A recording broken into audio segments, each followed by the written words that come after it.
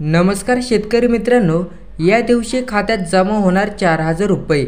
गाव पातळीवर 21 फेब्रुवारीपर्यंत ई-केवायसीसाठी विशेष मोहीम। तर खात्यात जमा होणार 4,000 रुपये। राज्यातील एकूण 1,94,000 शेतकऱ्यांनी प्रधानमंत्री किसान सन्मान निधी योजनेच्या लाभासाठी आवश्यक इतर सर्व बाबींची पूर्तता केली असून त्यांचे केवळ ई-केवायसी करणे बाकी आहे।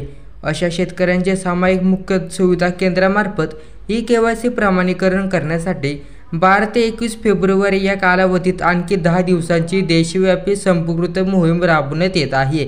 या मोहिमेची क्षेत्रीय स्तरावर प्रभावी अंमलबजावणी करावी असे निर्देश कृषी आयुक्त डॉ. प्रवीण गेडाम यांनी राज्यातील सर्व जिल्हाधिकारी, जिल्हा परिषदेचे मुख्य कार्यकारी अधिकारी व जिल्हा अधीक्षक कृषी अधिकाऱ्यांना दिलेले आहेत।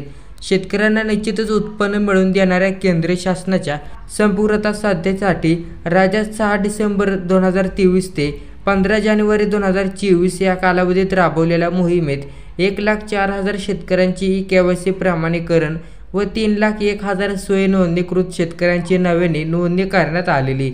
या मोहिमेद्वारे केवळ ई-केवायसी प्रमाणीकरण बाकी असलेल्या शेतकऱ्यांनी आपल्या नजीकचे सामायिक सुविधा केंद्र व ग्रामस्तरीय नोडल अधिकारी यांच्यामार्फत ई-केवायसी प्रमाणीकरण पूर्ण करावे। शेतकऱ्यांना सोयीचे ई-केवायसी प्रमाणीकरण करण्यासाठी मोबाईलवरील OTP सामायिक सुविधा केंद्र, PM किसान, फेस ऑथेंटिकेशन ॲप व सुविधांपैकी कोणत्या एका सुविधाचा वापर करावा किंवा या दोन्ही योजनेच्या लाभासाठी आवश्यक बाबीची पूर्तता 21 फेब्रुवारीपर्यंत पूर्ण कराव्यात।